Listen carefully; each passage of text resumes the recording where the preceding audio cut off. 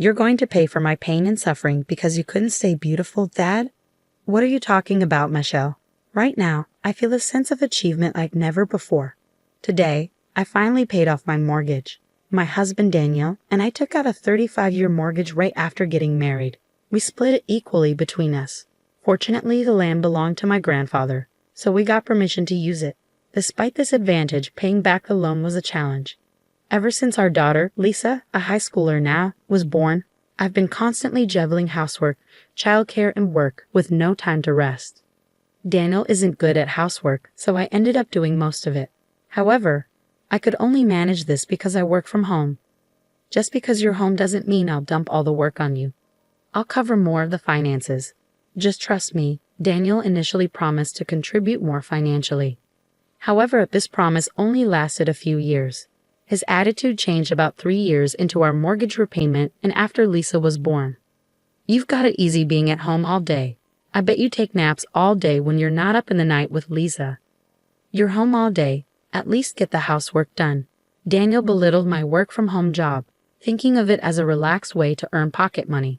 However, even working from home has deadlines, and earning enough to help pay off the mortgage while taking care of household chores and childcare is not an easy task. But Daniel didn't understand that. Honestly, I thought of leaving Daniel multiple times. There was even a time when I brought up divorce, but Daniel tearfully apologized and refused. And then we had Lisa. I didn't want a divorce to negatively impact Lisa's future career or marriage prospects, so I held back and have been trying my best until now. Ah, you paid off half the mortgage then. Could you sign this divorce paper? Strangely, Daniel asked for a divorce the moment the mortgage was paid off. We were celebrating our mortgage payoff at a fancy restaurant as a family of 3. I had dressed up a bit more than usual and was enjoying a delicious meal when Daniel took out the divorce papers. There had been no signs until then. Mom, congratulations on paying off the mortgage, Lisa said. Thank you. Now we need to start saving for retirement, I replied. Oh no, does this mean we can't splurge? Lisa asked. Hey, of course not. We also need to save for things like your future study abroad program, I reassured her. Thanks, I'll help with saving, so let me know what I can do, Lisa said. That's how Lisa and I were talking. We were already saving, but without the mortgage, we could save more quickly, so we were talking optimistically about how we'd spend our money in the future. Lisa is a high schooler now, and it was really moving to see that we could have this deep of a conversation. But then, I can't see you as a woman anymore, Michelle. I mean, the way you're working your tail off is a total turn-off, I just can't deal with it anymore. I'm planning on marrying this young woman I'm seeing now, so could you move out? Daniel suddenly blurted out. He just kept talking, oblivious to the shock on Lisa's and my faces. The girl's name is Amelia. Want to see a picture? Daniel continued. Isn't she cute? Totally different from you, Michelle. Even when she's working, she looks like she's having fun and doesn't seem stressed. A real social butterfly, Nothing like you. Wait a minute. The reason I worked so hard was to pay off our family's mortgage. Do you have any idea how tough it is to pay half the mortgage on a work-from-home salary? And wasn't I busy because of all the housework? You never did any of it, Daniel. I interjected. Well, housework is a woman's job, isn't it? I'm just no good at it, Daniel replied. I wasn't good at housework either, but I did my best for our family. We finally paid off our mortgage, so now's our chance, right? Then why are you saying this? When we bought the house and I suggested we divorce, you refused. You said Lisa's still here, so please don't divorce me, I said, trying to make him understand. I've changed my mind since then, Daniel retorted in response to my words, looking irritated despite being in a nice restaurant. The atmosphere between us was just awful. Well, what can I do? Younger women are just more attractive. Sure, the economic power you showed in paying off the mortgage with your work-from-home job was appealing, but you just can't compete with youth, Daniel continued callously. That's terrible, Dad. That's awful. It's rude to Mom. Apologize. Lisa interjected. Lisa doesn't get it yet, huh? But you get it, right, Michelle? Women are like appliances. Newer models perform better, and everyone wants them, right? Daniel compared me to an appliance, which was incredibly rude. Well, I don't have any feelings for you anymore, so it's only natural that I say rude things, right?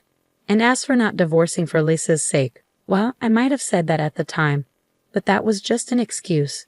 Daniel continued with his unbelievable statements. Before I could even comprehend them, he kept going on with his arguments. At that time, I thought it would be better to use Lisa's name to prevent a divorce. I thought that would make you reconsider. But in reality, I wasn't thinking about Lisa at all. I was just refusing to let go of someone who would do the housework for me. That's... Can you really say that in front of Lisa? What kind of parent are you, huh? I interrupted, shocked. What does being a parent have to do with anything? I've always prioritized myself, Daniel concluded, revealing his true colors. I'll sacrifice myself for my child's sake. That's just self-satisfaction, right? Don't drag me into that. Daniel's words were unbelievable. Sure, Daniel had always been a bit selfish, but I thought he was still fulfilling his responsibilities as a parent. I never imagined he would say something like this in front of Lisa. Well, look, I feel bad about leaving a woman your age all alone, just like you. That's why I'm giving you all our assets, Daniel said. Dad, what are you talking about? You just told me to leave a while ago, Lisa retorted. That's why I'm saying I'm giving you the money. But in exchange, I'm taking the house. Consider it as alimony, Daniel stated. Alimony? Why would Mom have to pay that? Shouldn't you be the one to pay for having an affair with a younger woman? Lisa challenged. It's not like that, Lisa. Your mom is at fault here too.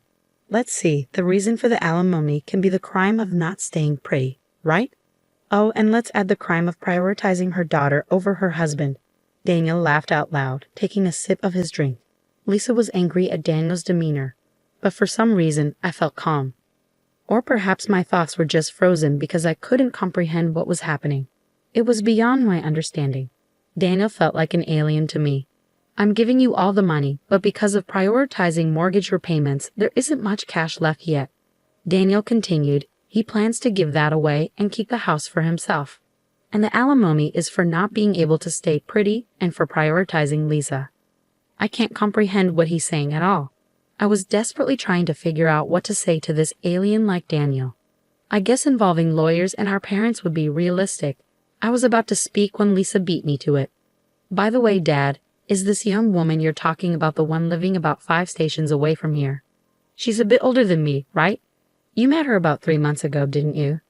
What? How do you know that? I asked, ignoring our surprise.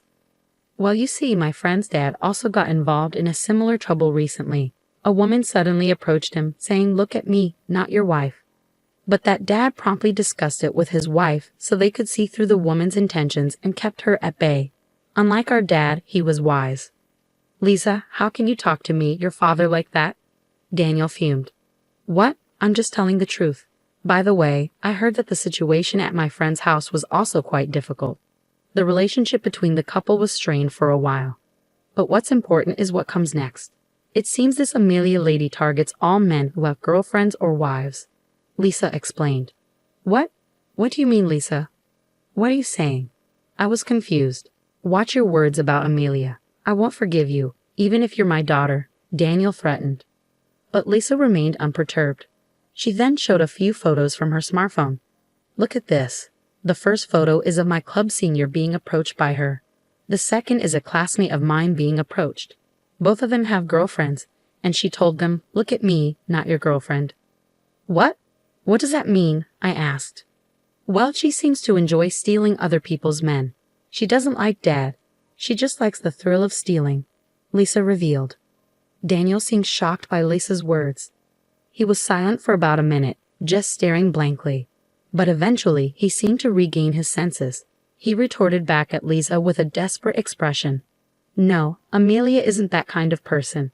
Don't spread such lies. I love her, and Amelia loves me too. Stop making false accusations just because you're a high schooler. Even in high school, there's not a thing or two you know. The one who doesn't know anything is you, right, Dad? Lisa challenged. What was the reason for alimony again? The sin of prioritizing your daughter over looking good. What is that? Some new kind of stand-up comedy joke? It's not funny at all, Lisa continued. That's no way to talk to your parent. You're being disrespectful, Daniel retorted. Then, Dad, you're being really rude to Mom. Aren't you claiming alimony for weird reasons? I mean, the house is in Mom's name, right? And about the mortgage, Mom was the one who paid more under the guise of child support, right? The contributions to the household chores are also vastly different. If you really want a divorce, you should pay the cost of the house, which is under Mom's name, right? Of course, that includes the full price of the land. And the one who should leave the house after paying the alimony while having fun with Amelia is you, Dad, Lisa pointed out. At Lisa's words, Daniel seemed to be lost for words. Perhaps somewhere in his mind he realized he was at a disadvantage. However, he didn't seem to want to admit it at all. He argued back desperately at Lisa. You just don't want a divorce and are making stuff up. Amelia has a stealing husband hobby, huh? It's useless to try to trick me with such lies. Amelia told me. I was her destiny, Daniel asserted.